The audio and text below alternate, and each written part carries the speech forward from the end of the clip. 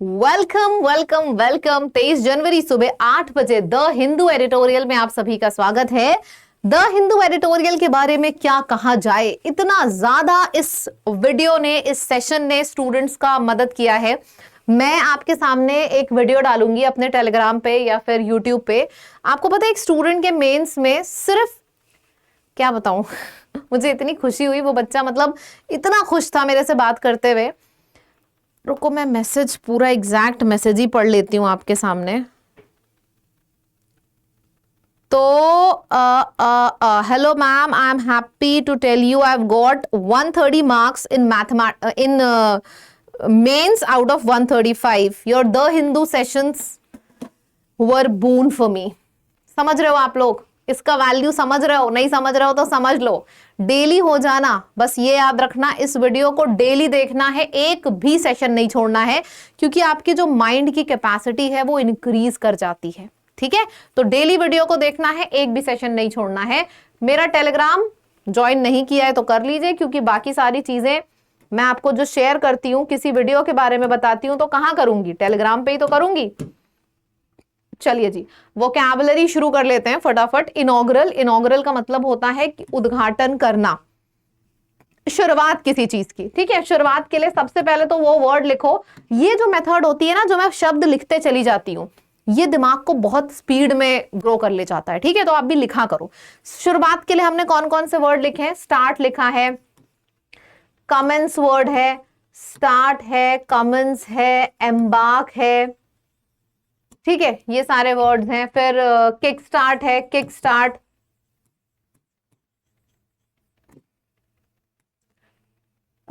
Roll on,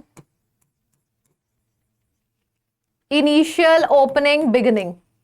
opposite हो जाएगा final, termination, concluding, ending. Terminate भी आप यहां पे बोल सकते हो, ending, terminate.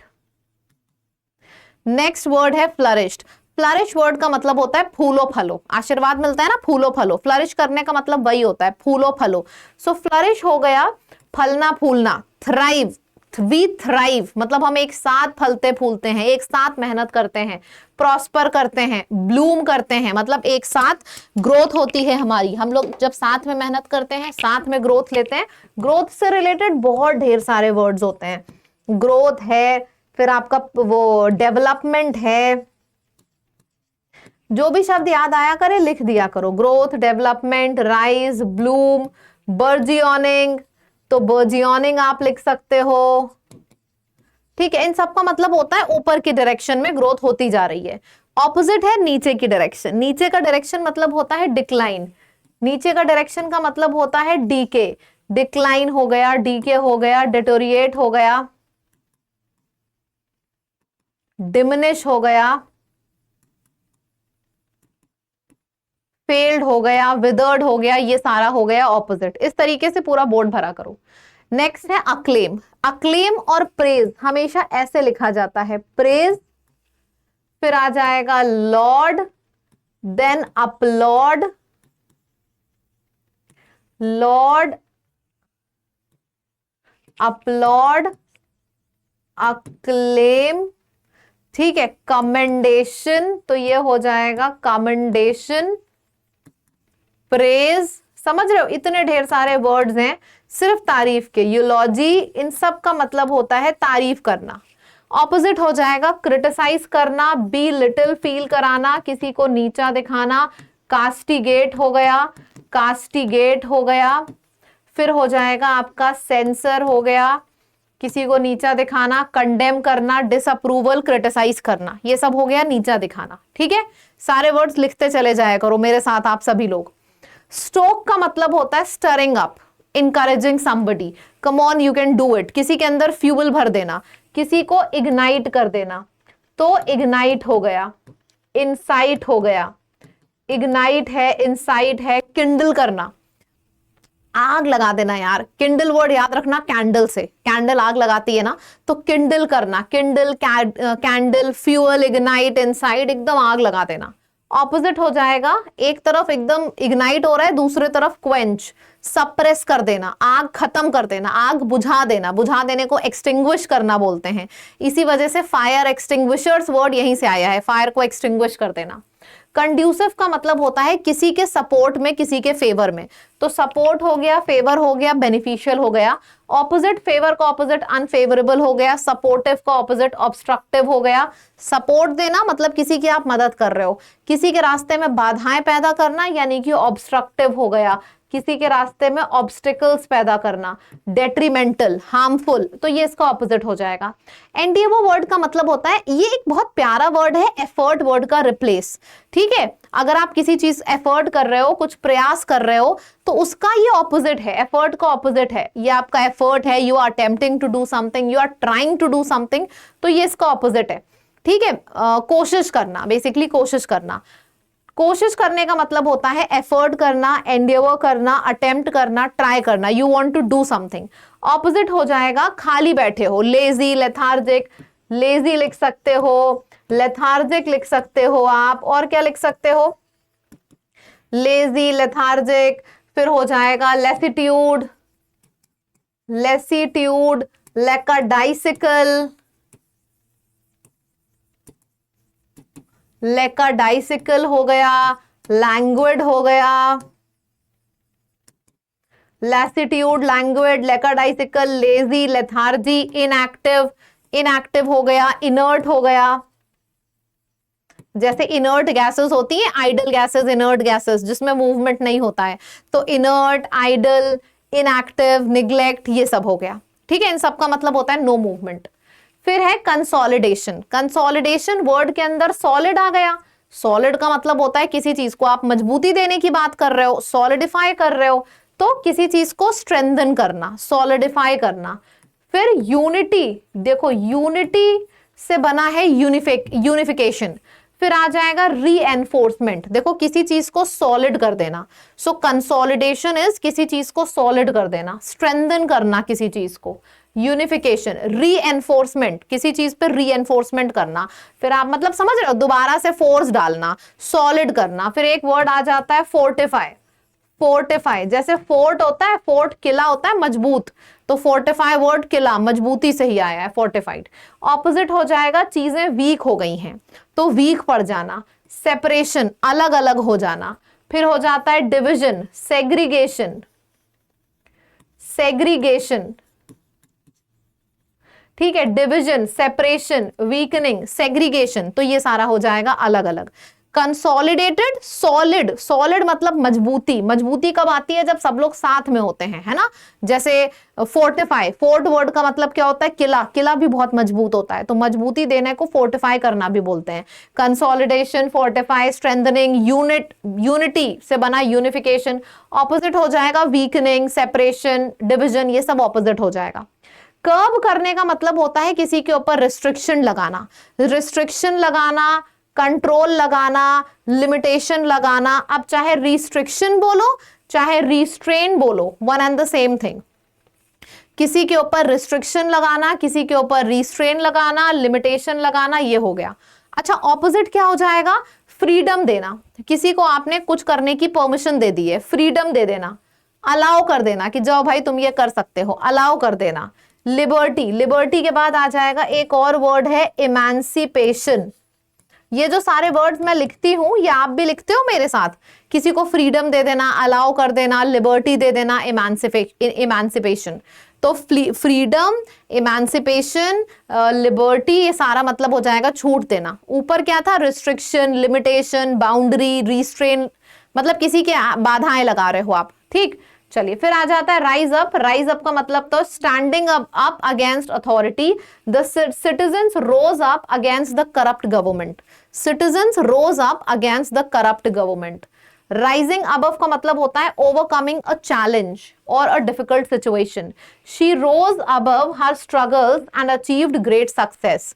She rose above her failure and achieved great success, मतलब उसने सारे चैलेंजेस के को क्रॉस कर दिया, सारे चैलेंजेस को पार कर दिया। राइज टू का मतलब होता है रिस्पॉन्डिंग सक्सेसफुली। राइज अबव का मतलब होता है ओवरकमिंग अ चैलेंज, और राइज अप का मतलब होता है किसी अथॉरिटी या किसी के अगेंस्ट आप खड़े होने की बात कर रहे हो। ठीक है, चलिए नेक्स्ट आ जाता है idioms. Living in the lap of luxury, luxury के गोद में आप अपनी जिंदगी बिता रहे हो, मतलब बहुत ज्यादा कंफर्टेबल लाइफ जी रहे हो। रोलिंग इन मनी का मतलब वही होता है हैविंग अबंडेंस ऑफ वेल्थ, यानी कि रोलिंग इन मनी और living in the lap of luxury दोनों सेम है। फिर आ जाता है money to burn, having more money than needed, तीनों का मतलब लगभग लगभग सेम है, ऐश, ऐश की लाइफ जीना, ठीक है। You having more money than required, money to burn, इतना पैसा है कि उसने पैसे, कहते हैं भाई पैसे को आग क्यों लगा रहे हो, जब इंसान के पास बहुत पैसा होता है ना, तभी तो मुझे बहुत गर्मी लग रही थी, मैंने पैसे को आग लगा दी ताकि आग जल जाए और मेरी जो ठंड है वो शांत हो जाए, मतलब इतने पैसे हैं कि तुम पैसे को आग लगा रहे हो। तो मनी टू बर्न हो गया, living in the lap of luxury, rolling in money मतलब पैसे के ही बिस्तर पे तुम रोल कर रहे हो, तो इन सब का मतलब होता है अल्टीमेट लग्जरी, बहुत ज्यादा पैसे होना, ठीक है। कॉन्फिडेंस बूस्टर का पहला और दूसरा सवाल आपके सामने आ चुका है। ड्रिफ्टेड और जर्मिनेट, ये दोनों ही शब्द मैंने आपको कल कराए थे, जल्दी से इनका आंसर दीजिएगा और बताइएगा क्या होगा correct answer. Drifted and germinate, क्या होगा इसका करेक्ट आंसर। ड्रिफ्टिंग, ड्रिफ्टेड, सोचिए। ड्रिफ्टेड अरे एंकर्ड, क्योंकि आपसे यहां पे ऑपोजिट पूछ रहा है ना कि सिनोनिम, यहां पे भी आपसे ऑपोजिट पूछ रहा है। जर्मिनेट ऊपर की तरफ और नीचे हो गया विदर्ड, देखो सिनोनिम नहीं ऑपोजिट पूछा था आज, ये दोनों सिनोनिम है। रैंडेवू और हेल्ड, मैंने कल बताया था ना, meeting and connecting, rendezvous and talking, कल बताया था ना, रैंडेवू मतलब मीटिंग होता है, ठीक है। हेल्ड का मतलब होता है यू आर हेलिंग समबडी, यानी कि अक्लेम करना, प्रेज करना, यूलॉजी, अपलॉड, लॉर्ड, इन सबको बोलते हैं किसी की तारीफ करना। आहा, इस बैच के बारे में मैं आप सभी को बताना चाहूंगी। पहले तो मुझे ये बताओ, आप में से कितने लोग हैं जो वोकैब भी रट लेते हैं, ग्रामर भी रट लेते हैं, लेकिन फिर भी इंग्लिश फ्लुएंटली बोलने में प्रॉब्लम होती है। होटल में जाते हैं तो प्रॉब्लम, जिम में एडमिशन लेने में जाते हैं तो प्रॉब्लम, बाहर किसी वेंडर के पास चले गए, उसने अगर इंग्लिश में बोल दिया तो प्रॉब्लम, स्कूल में फ्रेंड से, कलीग से, मतलब प्रॉब्लम होती है, जबान फंसती है। आपको पता है कुछ ऐसी सिचुएशन होती हैं, अगर आपने वो सीख ली और वो चीज, वही सिचुएशन आप बार बार बोले जा रहे हो, तो आपको इंग्लिश बोलने में कंफर्ट फील होने लगेगा, ठीक है। मैं आपके लिए सिर्फ स्पोकन इंग्लिश नहीं, personality development plus spoken English का ये बैच लाई हूं। इट्स अ वीडियो कोर्स, इसमें 30 आवर्स से भी ज्यादा वीडियो लेसन्स आपको मिलेंगे। एंड ये कोर्स जो कि आपका कल लाइव हो चुका है प्लेटफॉर्म पर, ये कोर्स कल प्लेटफॉर्म पर ऑलरेडी लाइव हो चुका है, ठीक है। इस कोर्स में आप एडमिशन ले सकते हैं, कोड आपका सेम है जो कोड आपका लग रहा था, ये कोड आपका, ये कोर्स आपका 1200 का है, लेकिन अगले कुछ दिनों तक आपको 50% डिस्काउंट 600 पे मिलेगा इस कोड का इस्तेमाल करके, यानी कि लैब का इस्तेमाल करके, ठीक है। तो इस बैच में जितने भी लोग ऐसे हैं जिनको इंग्लिश आती है लेकिन फ्लुएंटली बोल नहीं पाते, आप जरूर इस कोर्स को जाके परचेज कर सकते हो हमारी ऐप से, ठीक है। चलिए अब रीडिंग करते हैं। गो kho kho go on boosting sports with a rural heart. देखो खो खो की उतनी वैल्यू तो है नहीं, आप भी जानते हो, जैसे इंडिया में क्रिकेट की है, खो खो की नहीं है उतनी वैल्यू, चेस की भी वैल्यू हो गई है बट खो खो की नहीं है, इसको एक रूरल स्पोर्ट बोला जाता है। खैर आप लोग इसको पूरे को देखो, एक बार स्क्रीनशॉट लो, फिर मैं इसको पढ़ूंगी और आप मैच करना। खो Kho is not by any stretch of imagination, कितनी प्यारी लाइन है। जब आपको बोलना होता है ना कि भाई सपनों में भी ऐसा नहीं हो सकता, तो आप इसको ऐसे बोलते हो bye any stretch of imagination, मतलब चाहे आप इमेजिनेशन कितने भी दूर तक करते चले जाओ ऐसा नहीं हो सकता, तो इसको बोलते हैं by any stretch of imagination. तो ये वही चीज है, Kho Kho is not by any stretch of imagination among the world's most popular sports, मतलब चाहे तुम कितना इमेजिनेशन की दुनिया में चले जाओ, kho kho can never be a very well known sports even in India. India में भी, मतलब ये बाहर देशों में और कंट्रीज में तो छोड़ो, इंडिया जिसका ये स्पोर्ट्स है वहां पे भी ये पॉपुलर नहीं है। कभी देखा है कि स्पोर्ट्स में ये बंदा जीत के आया और उसका नाम आपसे एग्जाम में पूछ लिया जाए या फिर आपको याद हो? नहीं, बिकॉज इंडिया में खुद में इसकी वैल्यू नहीं है। Game is said to have originated, मतलब इंडिया में खुद में इसकी वैल्यू नहीं है जहां पे ये ओरिजिनेट हुआ है centuries ago. It has not yet caught the imagination, not many would have noticed, बहुत से लोगों ने तो नोटिस भी नहीं किया होगा कि इंडिया जीत चुकी है मेंस और वुमेन टाइटल दोनों। या भी ये मेन और वुमेन का टाइटल हुआ था kho kho world cup new Delhi में संडे को। प्रतीक वायकर मेन की ट्रॉफी जीते हैं और प्रियंका इंगले ने विमेन की ट्रॉफी जीती है, लेकिन किसी को इनके बारे में पता ही नहीं है। Collective achievement should not be caused to gloss over the fact that Kho Kho is not a global sports yet.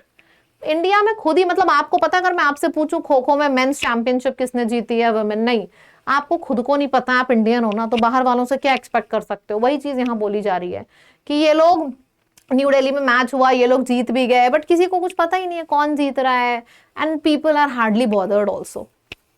Indeed conduct of the world cup and India winning both the titles. India ने दोनों ही title जीत लिए main और women के। India is not really a major, कहा गया,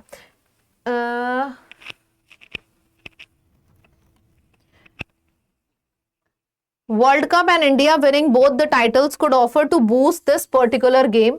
India ने दोनों titles जीते हैं। इस गेम को आपको लगा था कि एक ब्लोबैक मिलेगा, people will start supporting it, but ऐसा कुछ नहीं हुआ।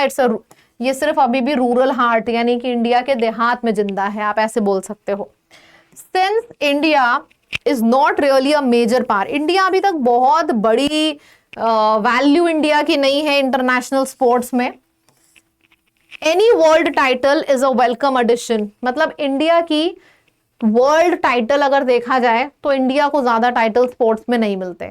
तो ये खो खो का टाइटल, हालांकि खो खो कोई वैल्यू नहीं है, इसमें ऑथर बोल रहे हैं, लेकिन फिर भी एक टाइटल मिलना ही बड़ी बात है। इंडिया के लिए एक टाइटल मिलना ही बड़ी बात है, क्योंकि इंडिया के पास टाइटल्स है ही नहीं स्पोर्ट्स में, वर्ल्ड के टाइटल्स, वर्ल्ड कप के। There are of course a few sports, लेकिन फिर भी ऑथर कह रहे हैं कुछ ही स्पोर्ट्स हैं इंडिया में जिनकी बहुत ज्यादा वैल्यू है, सुपर पावर, सुपर जाइंट्स हैं, such as cricket and chess. Cricket and chess की बहुत ज्यादा वैल्यू है इंडिया में, आपको भी पता है, हमें भी पता है, आपको और हमें दोनों को पता होगा किसने जीता, कब जीता, पर बाकियों की नहीं है। इसीलिए ऑथर कह रहा है भाई भले ही इस गेम की वैल्यू नहीं है स्पोर्ट्स की, लेकिन फिर भी वर्ल्ड कप का अगर मिला है तो चलो ठीक है, इसके ऊपर पैसेज है। Which country won both men's? अभी तो बताया इंडिया ने जीता है, लेकिन फिर भी वैल्यू नहीं है। वही तो बोला जा रहा है, मेंस और वुमेन दोनों ही वर्ल्ड कप इसने जीते हैं। तो वही एंड में बोला गया कि इंडिया के पास ज्यादा टाइटल्स नहीं है, तो चलो कोई भी टाइटल मिला तो अच्छा है। Which sports are mentioned as ones in which India is considered as super power, cricket और chess? ठीक है, ये सब याद रहेगा हमेशा, पैराग्राफ चाहे कुछ भी हो, अगर आपने रीडिंग बढ़िया से करी है तो। मैंने कल 11 AM पे मेरी लाइव क्लासेस होती हैं, अगर आप नहीं देखते हो तो रेगुलर हो जाओ। 11 बजे सुबह लाइव मैं पढ़ाती हूँ। वहां पे कल मैंने आपको मेंस के पूरे 45 के 45 क्वेश्चन पढ़ाए, और एक भी सवाल ऐसा नहीं था जो आपने पढ़ाना हो, ठीक है। और आपने एक चीज और देखी, 45 क्वेश्चंस मेंस में आए थे, 50% पेपर मेंस का ये रीडिंग के दम पे किया जा रहा था, 50% कॉम्प्रिहेंशन के ऊपर डिपेंडेंट था पेपर। तो दैट्स द थिंग। एनीवेज, मैंने आपको ऑलरेडी ये सारी चीजें बता दी हैं, होमवर्क आपके सामने है, इसमें से कोई भी 4 उठाइए और कमेंट सेक्शन में पूरा भर दीजिए, कमेंट सेक्शन को कोई भी 4 उठाइए, ठीक है। और आप में से जितने भी लोगों को अंग्रेजी बोलना सीखना है तो इस वीडियो कोर्स में जरूर से एडमिशन लो, और वही कोड लगेगा आपका लैब की ऐप पर जाना, वीडियो कोर्सेज में आपको ये कोर्स दिख जाएगा, और डिस्काउंट का कोड लैब है, आप इसको लगा देना तो आपको डिस्काउंट भी मिलेगा। और अच्छा कोर्स है, आप डेली अगर 30 आवर्स का कोर्स है, आप डेली 15-15, 20-20 मिनट भी अगर इसको दे रहे हो तो भी आपको बहुत कॉन्फिडेंस फील होगा। जो आपको प्रॉब्लम होती थी ना कि मेरे को कोई मिलता नहीं है बात करने के लिए, इस वीडियो में मैंने पूरी कॉन्वर्सेशंस करवाई हैं, ठीक है। चलिए, thank you so much. Channel subscribe नहीं किया है तो कर लीजिए, क्योंकि यहाँ बहुत अल्टीमेट लेक्चर्स होते हैं। Thank you so much. Video अच्छा लगा तो कमेंट में लिख के जरूर बताइएगा।